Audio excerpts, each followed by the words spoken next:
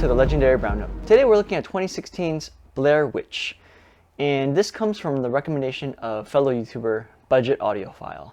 And I must say, I simultaneously love and hate him for this because this is a great sounding movie, but for me it's a little bit too intense. So for all my fellow horror fans out there, you'll like this, but for all the people that don't like horror like me, yeah. I have to admit I had trouble watching a lot of this movie.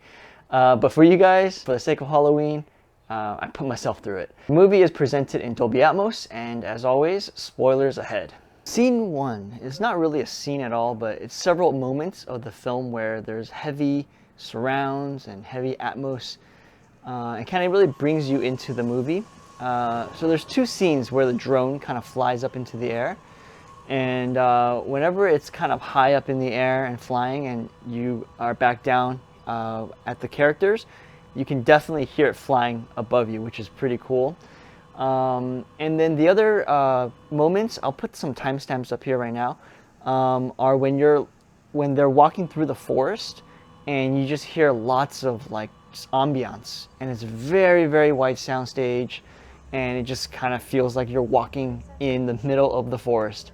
So these scenes taken together, solid 4, and are a great way of showing the atmospheric effects of this movie. Scene 2, the fun kind of starts here. Whenever you hear the phrase, things that go bump in the night, well, there's definitely something that goes bump during this nighttime sequence. It's their first night, and he hears a couple of branches kind of breaking around him, and he goes on to put on his shoes, and all of a sudden, I was taken by surprise with this scene.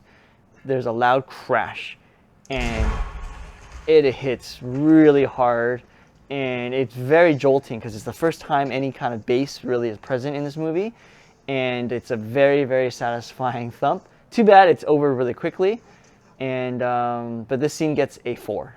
Scene 3, this is where the real intense stuff from the movie starts, and you hear a lot of interesting noises, right? You hear the wolves in the background howling, you hear some major LFE moments coming up right here, and this is a similar sound to the tree falling or that loud noise from scene 2, but this time it's it's even more intense than that. And this scene lasts a little bit longer, so it's way more fun. There goes the wolves in the background, and those are all around you. Nice deep grumble of that growl. Alright, the scene kind of ends with the tree falling down, which is right here. And on top of that, when Peter kind of comes to with his camera, we can hear some like heavy footsteps, which really add to that atmosphere, and these have some really nice thumps that go with it.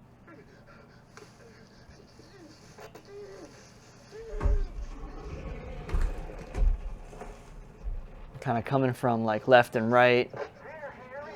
So this is a pretty fun scene, and it gets a 5. Okay, scene 4, the jump scares.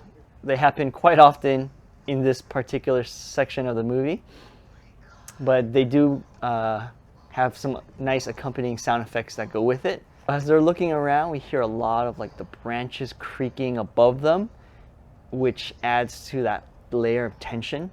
This next part right here is like a really crazy jump scare. The first time that I saw it, it's like really shocking to me.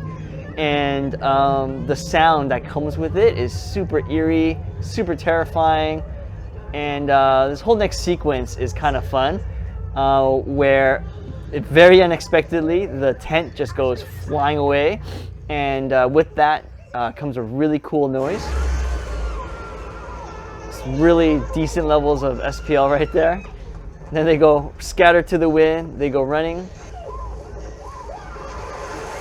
And then the tent comes down out of nowhere, and again, when it comes down with a very nice, satisfying little rumble. So this scene, taken as a whole, gets a 5. Scene 5. This one took me by surprise the most. my couch literally is moving like the most intense feeling in a long time. And yeah, that stuff has some really low ULF. Like I'm talking like 5 to 10 hertz range. And the boss platform really got to work out on that one. And that's probably my like brown note moment of the movie. And if I could give this scene in this whole like next 30 minutes, because this kind of goes straight into the end of the movie, if I could give this part like extra points, I wish I could.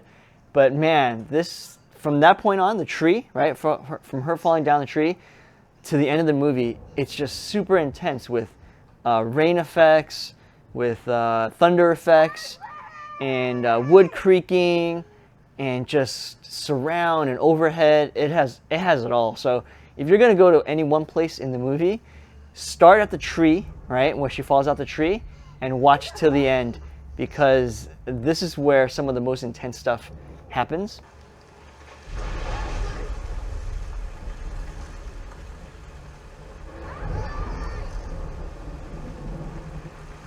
So once it's revealed that they got to the house, the thunder that announces that they're here is fantastic. Every time the thunder hits, oh man, it just sounds so good.